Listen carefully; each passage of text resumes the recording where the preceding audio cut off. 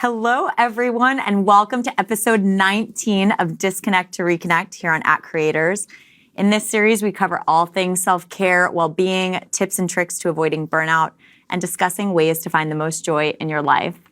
My name is Carly. I'm a partner manager here at Meta, and today we're joined in the brand new Meta studio in New York with the AJR brothers, Adam, Jack, and Ryan. Hello. Welcome, guys. How's it Hello. going? Hello. Hello, hello.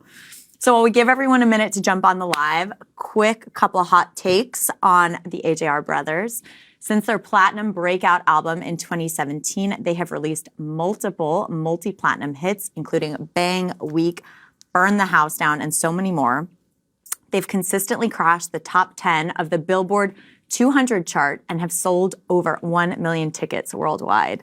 Hell yeah, you guys. Whoa, Let's go. I didn't know that stat. Let's go. You said hot takes. I thought you were going to be giving your hot takes on us about how we're dressed and that's like later. our personalities. That's later. Those were just straight facts. Oh yeah, okay, those are hot facts. And then we're going to do hot takes are after the cameras go off. Yes, or actually, I think while they're still rolling. Okay, all right. So most excitingly, you guys have just released your 5th studio album, The Maybe Man, and I can't wait to talk more about that. And you will be heading out on your first ever arena headlining tour in April. That's right. Including 2 nights at Madison Square Garden. Insane. Wow. We're going to talk about the busking in Washington Square Park to selling out the Garden journey very shortly. But welcome. It was a few days later. Yeah, just a couple of days. Short right. journey. The 1-2 punch. Right. Yeah. You start there and you end at the Garden. Yeah. Right. Can't wait to see. Can't wait to see you guys there. So. Hopefully everyone is ready and excited. As I mentioned in our intro, welcome to Disconnect to Reconnect Live. I'm your host, Carly Lynn, and we are live here in the Meta studio. So we have so many excited fans at home who are pumped to hear about you guys. But first, for those of our new fans who are just meeting you for the first time, quickly name, role in the band, and I don't know, maybe a highlight from the week so far. Oh, geez. Whoever wants to take That's this one first. Right there. I guess we should go in AJR order. Right? Sure. So I'm Adam. I play the bass. And highlight from the week so far, I had some really good Chinese food the other night. Just like can't compete with some really good soup and some noodles. It hits. Yeah. It hits. Okay, that's a good one. Who wants to go next? Jay. Oh, I didn't realize you were doing. You were, I thought it was obvious. You were lost in your mustache. What are you finding in there? I mean, that's a good highlight. This is really coming in. Yeah, that's the highlight of the week. My name is Jack. I am the lead singer and I play guitar. And highlight of the week is it will be tomorrow. I'm moving into a new apartment. Oh, congrats. Thank you so much. Congrats. Yeah. What's prompting the move? It's just time. It's I live time. right now. I live in a extremely small place, probably the size of this carpet or so, just sort of crouched very New in York. there. It pretty much. And I was like, I think I have 2 dogs now, and it's like that's not fair to them. So it's time to move into a little bit of a bigger spot. Okay, that's a great highlight. Yeah, Hope thank you. the move goes well. Yeah. I'm Ryan, and I play keyboard. Did we notice? Yeah. And the mustache obviously is a highlight, but also we went skiing yesterday, and I haven't skied in like 12 years. Nice. And I actually elevated How'd you past do? the bunny hill. I did kind of okay. He was on the Okay. bunny hill for like 30 seconds, and we were like, let's go to harder Yeah, terrain. I got to blue. That's great. Where are you guys in? Where were you in Vermont? Big Bear, In California. Oh, okay. Yeah. Wow. Oh, Yeah, so yeah. you're Yep. skiing out west. Mhm, Well, we were. congrats. I do you. love a bunny hill, but nice to always Yeah, it feels elevate to the good. next level. Yeah. Well, welcome, guys. So Disconnect to Reconnect is a series all about self-care, avoiding burnout, filling your life with a lot of joy. You guys have done such an incredible job building this career for yourself, and I know it has not been an overnight success. So I'd Right. love if you could just take our audience back to the beginning. I think very famously, like starting in Washington Square Park, Yeah. tap dancing, singing your hearts out. Totally. And now we are selling out the Garden. What were those early days like when you guys were first getting going? That was 18 years ago, Okay. right? Yeah, I don't want to mess 18. that number up. 18 Yeah, years ago was the first time, 2005. And we didn't know anyone in the music industry. We didn't have like a family member that could help us. We literally knew no one or could do nothing. And we said, we love music so much, we want to be musicians. Even when I was 8 and 11 and 14, we just knew it. And we said, what's the only thing to do in New York? Busking is so huge, so why not? Let's start there. So we got a tap board, we knew how to tap dance, we bought like 3 cheap microphones and we went out and just sang like karaoke covers and tap dance for money. And it was pretty much every day we would sort of make enough money to buy a new thing, that, like an essential for making music. So like the first day we made like $50 and we went right to the guitar shop and bought a ukulele. And then next day we brought the ukulele out or learned how to play it and brought it. And it was just like we were slowly building our sort of like arsenal of like musical instruments and our like performance ability. Sure. Yeah, that was the other thing. Building the confidence muscle. Yes, I'm sure. yeah. The confidence and also the weird skill of, oh, when we sing this certain melody, it makes people turn their heads that otherwise wouldn't have cared. And so I think that was the biggest thing that street performing taught us. In our music, in our live show, it's like, what can we do on stage? What kind of melody or what kind of beat switch up can make people go, oh, wow, I'm going to take time out of my day to pay attention to that. Wow. And so we street performed for probably like 5 summers in a row or so. And then we just like really, really slowly built this thing up. We did YouTube covers for a long time. We just got better and better at writing songs.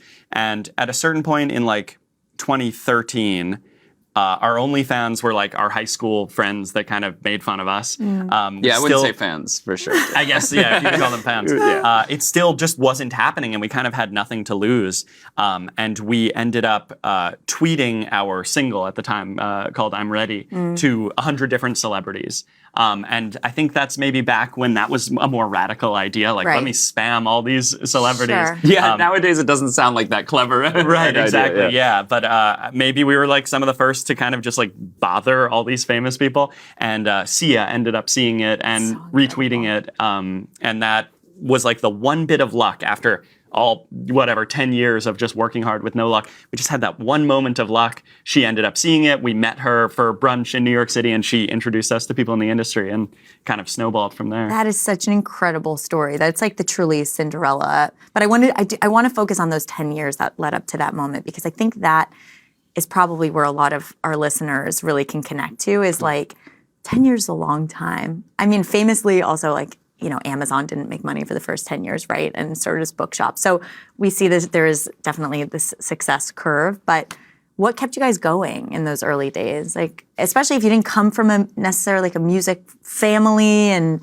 I have to imagine there was a mental conversation that was going on. Yeah, I mean, I'm sure we're gonna have a similar answer. I think it's gonna sound corny, but it's so true. But I think you have to find, or we naturally found the passion in it. And that wasn't, I want to be playing in front of millions of people, or I want to be a famous musician. Sure. I think that was like, that would be really cool.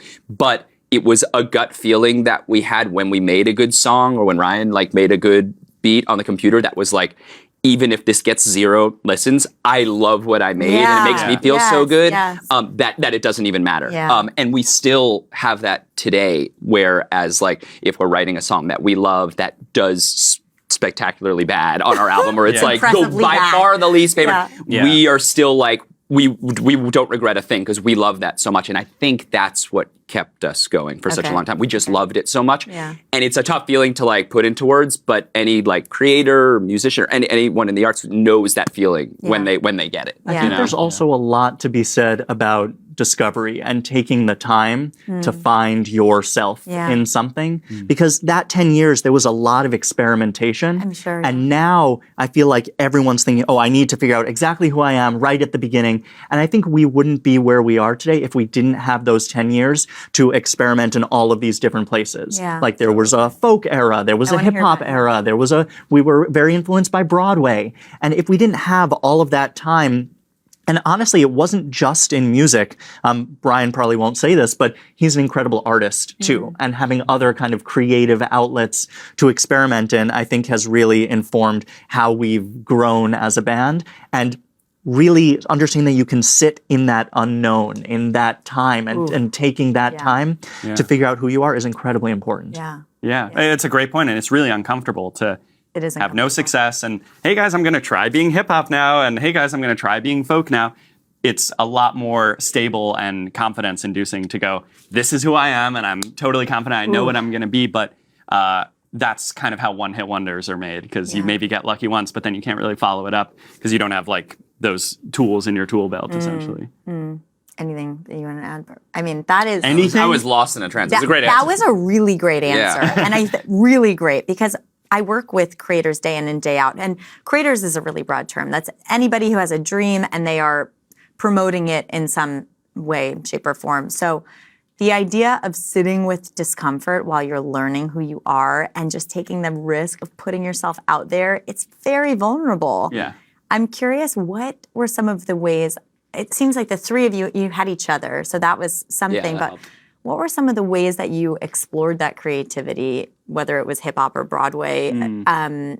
How did that really look? Would you just try to write a new song, and then who were you gut checking it with, or is it more? How did this feel for me? We felt good about this. I'm curious about that process. I think, kind of to add on to what Adam was saying, I think that the natural inclination, if you're not able to experiment at all, is to kind of be derivative, is to kind of be like, I'm going to be the next Justin Bieber, because that's safe, because that was already done. Right. I'll be that. Right. It's kind of foolproof. And I think maybe that leads to a little spike in success in a niche group, but that doesn't really lead to long-term success. And I think we probably see that in kind of the influencer era with a lot of people going, I'm going to be the next Mr. Beast, I'll do what Mr. Beast is doing. Yeah. And I think it's really, really important, and it's a weird lesson that we learned of, if you create something totally new, you get to like skip the line of all these competitors. Because I think we realized early on, the Chainsmokers are making the best kind of EDM Chainsmoker sound that exists. There's no way I can be a better producer than that guy and beat their sound. So what can we do? We can invent something totally new, skip the line, make Broadway stuff combined with jazz, combined with this Kanye kind of beat, and make instruments morph into other instruments. Then we don't have to compete with anybody. We kind of skipped that line. So I think that's the biggest thing. I forgot what your question even was. I think this was a great answer. I kind of forgot too, but I loved where you were going. And this reminded me, because I know you guys hadn't, there was an opportunity that came after Sia connected you with people in the business to sign with a label? Yeah. And they were gonna give you that. I'm not gonna call it like a shortcut, but they were gonna give you an option to make music that was maybe a little more reflective of things that were already done. Yeah. And you guys passed. So what was your thought there? I'm impressed with the research on that. I was like, well, I was going to tell that story. okay. Well, I mean, now I'm not going. Please. I'm leaving. But I mean, that is what happened. We got 3 meetings from the Sia conversation and meeting, and it was 3 different labels, and we met with the first 2, and they were 2 big labels, and they heard our song and they said, this is good, but it's not ready. We're going to put you in a room with big writers like Brian Tedder, all these people that were, that are big writers. And then you'll find your sound, or then we'll be ready. And then we met with this last label, and the guy running it, his name is Steve Greenberg, and he's now our manager. But at the time, the first thing he said when he came in was, I think this is a hit song. I don't even want to touch it. Let's just let's put it out. It's ready. And then he said, also, I think I love your guys' other music. I don't even want you to sign to my label. I want to manage you guys because I think you have it. I think this is going to be for the long run. That's great. I believe in you guys. And we said immediately he's our guy. What? Yes. Let's go with that. And that's a great lesson too of go where the passion is. As you're cultivating a team, that's number one. It's really not number one. How big is this team and how many accolades do they have? It's who's the most excited and who believes in you the most. Totally. Adam, are you going to say something about that? Oh. No. You looked okay, but we agree. We're in alignment. Agreed. We have to agree on everything. I think when I talk to a lot of the partners that I work with about the longevity of what it is to be a creator and stick with it, it goes back to what you guys are saying. If you're passionate about it, you'll stay in the ring even when the times are tough. But if you have someone kind of trying to manufacture your path, it's not going to feel good. Yeah, it's not going to be fulfilling. Even if you become an A-list artist, I think it wouldn't be fulfilling to be saying lyrics that you don't mean, having fans that you don't really connect with. Yeah. We're really proud of who our fan base has turned into. I think it's a really unique group of people. It's like, people ask us what's the demographic? And it's more like, it's hard to even describe the demographic in terms of age or race or gender or whatever. It's more just the type of person in the friend group. It's the artsier person that maybe doesn't feel seen or heard by the rest of the kids in school or whatever. I think we've managed to kind of cultivate this group of people where this is their community, and they go. We get a lot of hate online, and sometimes we look at it. And one of the comments I saw was AJR writes as if they're an alien that just came down to Earth and is trying to act human and trying to analyze, this is how humans act. And I saw it, and it felt like a compliment. It felt like, oh wow, we do have a unique perspective, and we are talking to a group of people that actually feel heard from that. Well, I think most people, if you really drill it down, I think everyone sometimes feels like a bit of an alien. So you're speaking to the human nature of what it is to be alive, and I think that's really what connects with people. Yeah. I'd love to hear about building this community, because I'm sure your Washington Square Park fan base, is maybe a little different from who it is now. How have you guys continued to cultivate the community, whether it's in person, doing events, or online? Well, so after I'm Ready happened, that was a platinum record, and we were really excited. We were like, it's all, uphill from here. Or uphill? It's all down. No. Uphill? No, it's uphill. I get confused in that one too. Oh, it's like that's not that's even... a weird... It's smooth sailing from here. Smooth sailing. Yeah. I wouldn't even use that's uphill. I know, that's weird. That feels that's difficult also. On the upswing. Yeah. It's all on the upswing from here. And it wasn't true at all. We had this really successful song that did well at radio and streaming, but we announced a tour, and nobody came to the tour. It was 20, 30 people at each show. Yeah. And we were really confused. We were like, don't you have a hit and then you can tour? Right. And I think at a certain point, it just kind of clicked with us. We realized, okay, as creative and cool as I'm Ready was, it didn't really have a lyrical perspective. It wasn't, it didn't feel like, who's saying this, And so then we started really diving into lyrics and thinking, what can we say that no one else is saying? What kind of perspective can we take on being weak, or marijuana legalization, or Netflix, or these weird topics? What's our weird perspective on it? And I think that was the moment that we started seeing actual fans come through. And it wasn't even that hard, because we were saying, what's the one thing that we could say that no one else is saying? But then we very quickly realized it's entirely coming from us. We don't have to think very hard. Totally. Everything we're saying lyrically, it's that's the best tip ever. Yeah. If you feel it, say it, because every single person is unique, and if you're unabashedly personal and yourself, it's gonna be great. People are gonna connect to it. Right. There's so much time spent, I think, of people trying to figure out how to be like others. Yeah. When the simpler path is to just figure out how to be more like yourself. And it's a scary thing, because we are not cool people. We were the least cool. No, this is true. I'm not even, being self-deprecating. We were the least cool people in our middle school and high school. We just were. Yeah. And it's a You scary... were, yeah. Go on. No, and it's hard because we didn't want to feel like that back then. Sure. But then we were like, man, we kind of like this is going to feel much more cathartic just being ourselves than trying to be something else. So even though it's scary to be this kind of uncool, have this uncool nerdy perspective, we kind of have to do it. And then we realized, oh my God, there's so many people like us that felt really alone and really different, and liked theater and didn't want to tell anyone about it because they were going to get made fun of. And then they kind of came in waves of you understand me. And we were like, oh, this is such an amazing experience. Yeah. And even at those early shows too, I'm sure those 20 or 30 people, that's still 20 to 30 people who showed up, right? Yeah. People who were excited to see you guys. And I mean, that you put 20 to 30 people in this room, it'd be full. Well, so the really cool thing. No, you're right. The really cool thing was that we went it was like we almost went from street performing to that in terms of our live performance. We had never really played live except for street performing, and street performing was 300 people at a time who didn't really care that we were there, who wanted us away. They were they're on the phone, quiet. And then it went to the first time we ever saw 20 or 30 people in the room. They all wanted us there, which was the craziest thing ever. Right. It's amazing. I think there's another piece of the kind of fan building and community building that happens, because when they come to a show or when they get engaged because of the music, they're there for that reason. But then there's something else that happens that keeps them around, right?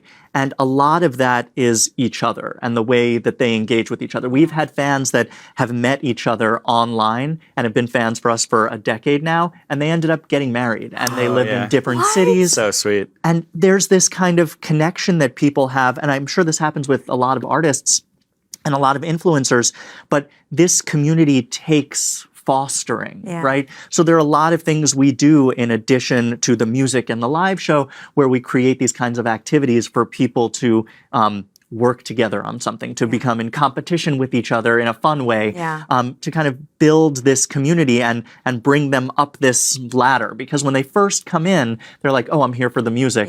But there's something else magical about them collaborating on something or being there for something else. That's so special. Yeah. Wow, a marriage. You guys did that. You did it. Isn't that crazy?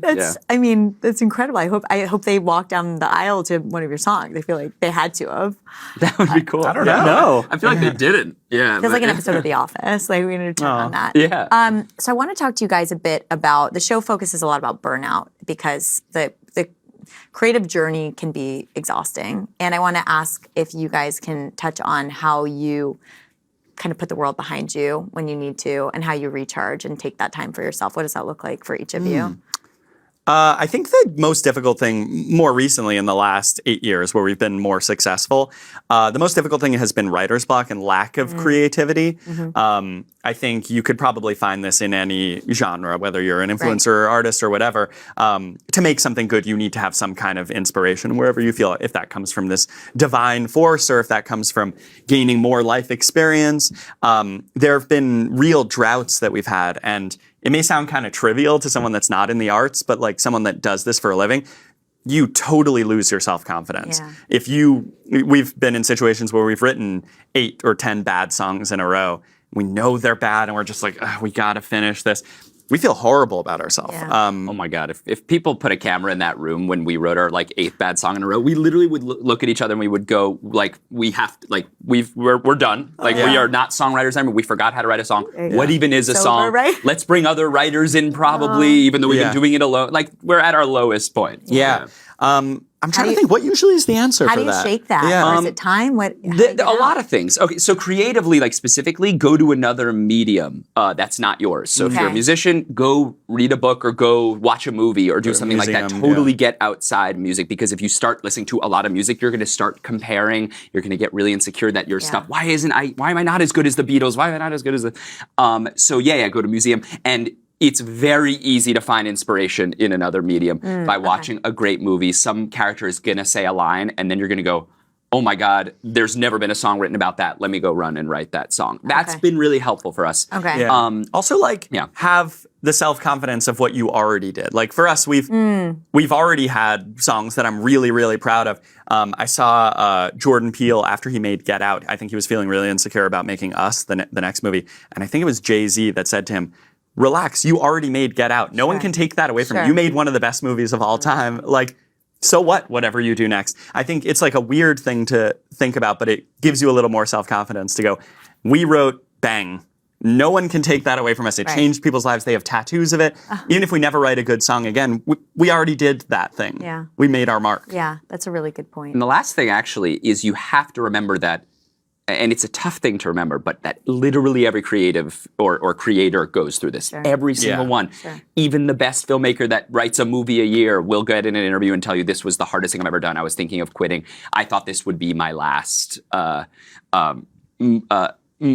I've ever done. Aaron Sorkin, who's a writer, was like my favorite writer ever, has like a great quote, which is that he's constantly insecure about his writing because he has a dictionary on his shelf and he looks at it every single day and he goes, man, I know the perfect play is in there if I just put the right words in the right order, but I haven't written it yet and I'll never find it. And I always am like, wow, even this guy who was writing just like the most high class stuff is still living in that insecurity. That makes me feel a lot better, honestly. Then I can sort of just sit there. I don't have to sort of rush to get better right away. Of course. And and probably in those moments of kind of taking a step back, that's where you're also recharging your batteries too, unknowingly. Like you can't be running a marathon all the time. So if you're hitting a creative block and it forces you to kind of take a beat, it's a little bit of a rest, I imagine, that happens there too. It's probably frustrating in the moment. No, and it's a good lesson to learn to sit in the uncomfortableness, right? Yeah. A lot of people's instincts is going to want to just jump right out of it. No, let's keep writing because I know I'm going to be terrible if I sit there. But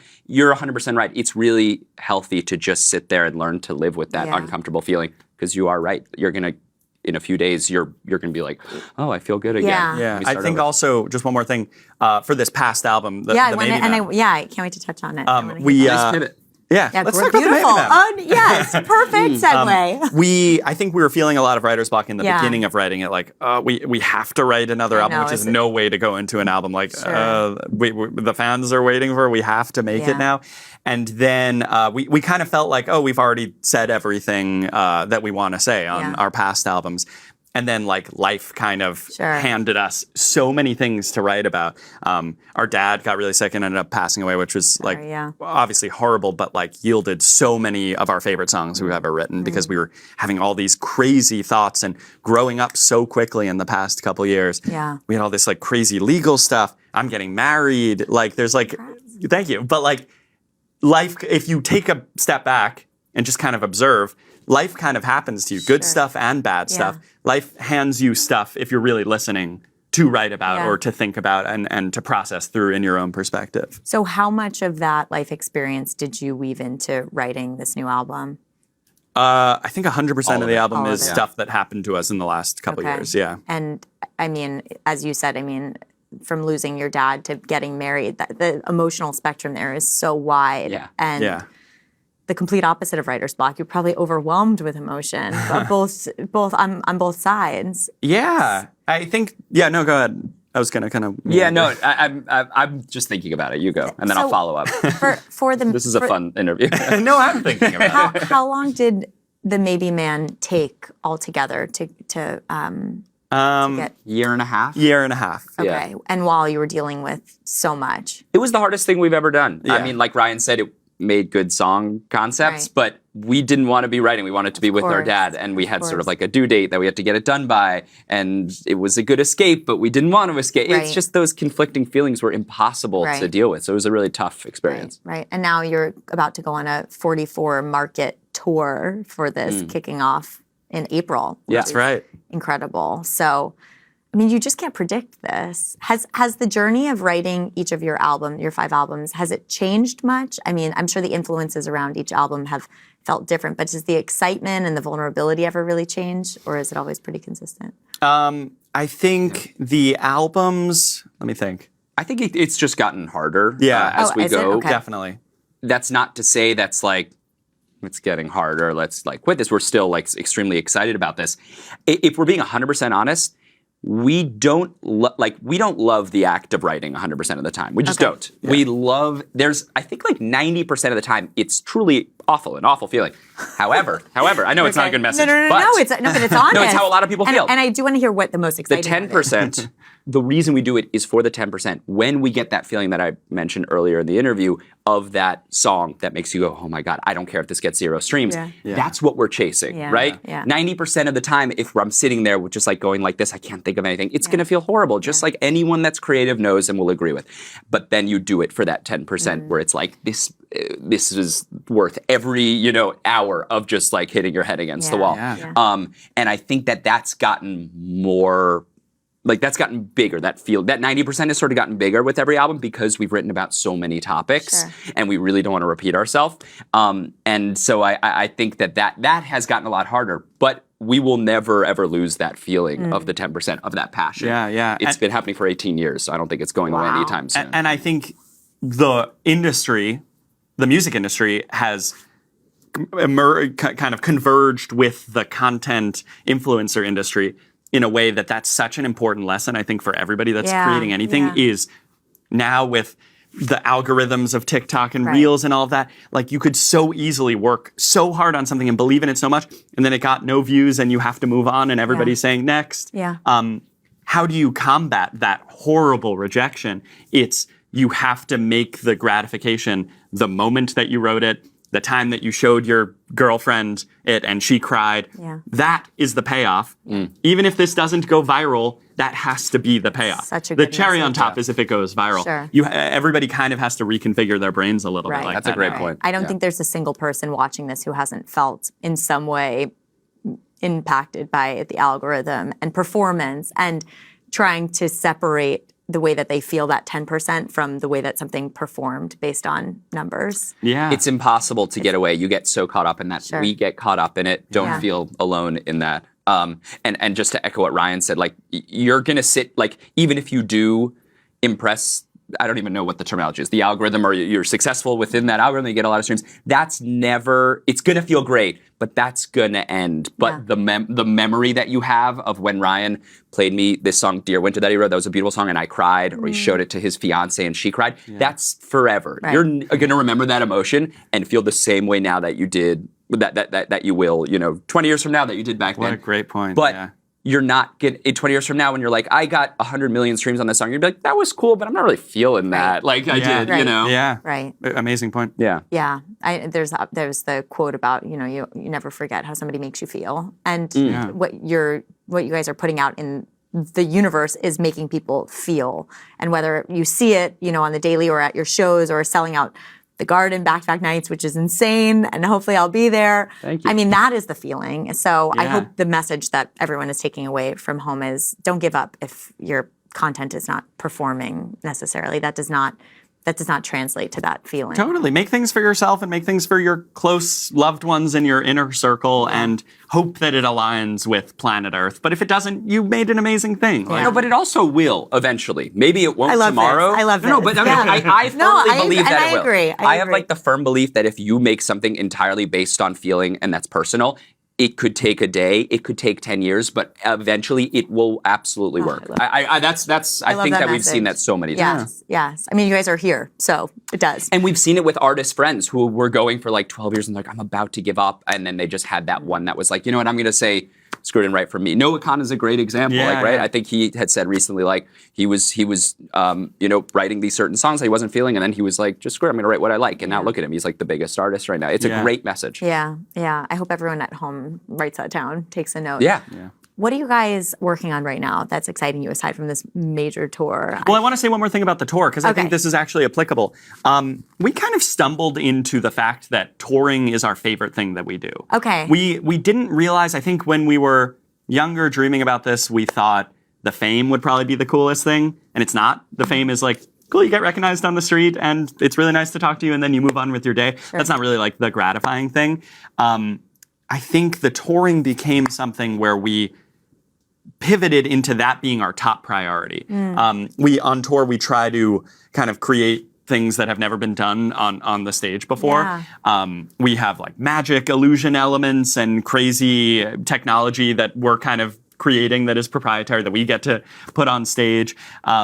That has become us being little kids playing in our attic with crazy little toys and stuff and putting on little plays. Now we get to do it on this enormous scale. And I think a lot of our fans, like, let's say we make another album and they don't like it. I think a lot of our fans will come back just to see what kind of crazy stuff we're doing on stage. And that's really fun for us. I think there's some kind of lesson in that of like, go where your passion goes, even if it's not what you dreamed of as a kid. Yeah. So anyway, that's go get tickets. Yeah, that's the message. Skip that. Go get tickets. Yeah, you can just scroll past that. I love all the different influences you said, the magic and the whatever it is. Yeah, I feel so lucky. We get to like be in charge of full like CGI little transitions in between the songs and puppetry and all kinds of crazy stuff. So you guys are pretty involved in like the minutia of the tour, like all the details. We do everything. Yeah, we're fully in charge of it. Yeah, and this is your biggest tour yet, so. Yes, it is. Yeah. So yeah. Very exciting. Yeah. Okay, so any other creative projects? Yeah, we're in the middle of writing music for a Broadway show. So cool. Thank you. Yeah. So cool. This has been a dream. Like I said before, we're like real theater kids. We loved musical theater growing up. And we would make up, Broadway shows in our living room when we were like 5 and 8, and just for fun. And I think secretly it's always just been our little fantasy dream to do this. A lot of the AJR songs we write, the first drafts we throw out because they're too Broadway sounding and they won't be palatable for America. If you listen to like World's Smallest Violin, it's essentially a Broadway song. Yeah. And now people are going to go, oh my God, it is. This could easily be in a show. And sorry to shatter that glass, but So the concept is. There's a children's book called Harold and the Purple Crayon. I don't know if you read that. Yeah. And we loved that book. It was this like simple, beautiful like display of creativity and like drawing worlds. And we said, what if we imagined this 3-year-old, 4-year-old character into an adult and he's dealing with life issues, real issues. And we're in the middle of writing songs for him. We're so excited. It's really a fun thing. Yeah, really. That's awesome. I like to end on this question. What is the most important piece of advice you've been given? Could have been at any point in your career, and or you could shape that question to our audience. What's one piece of advice you would give? I remember when it was our first headline show ever, and 6 people showed up, and our manager that we were talking about, Steve Greenberg, was there. And it was kind of embarrassing, like only 6 people in the Six audience. people in a room that fit like 4,000. That's right. So that's a better image. Yeah, Feels yeah. very VIP. Yeah, I'm sure they Those felt like people- that. Yeah. And like after the show, the last thing we wanted to do was still exist in that space. We wanted to get out. Yeah. And our manager was like, go meet all 6 people and have conversations with them because these 6 people will be the 6 biggest fans you'll ever have for life. And we did, and they ended up coming to every show. They still come come back. to That's shows. amazing. Yeah. So appreciate any bit of attention you get for your That's a art. really good note. You go.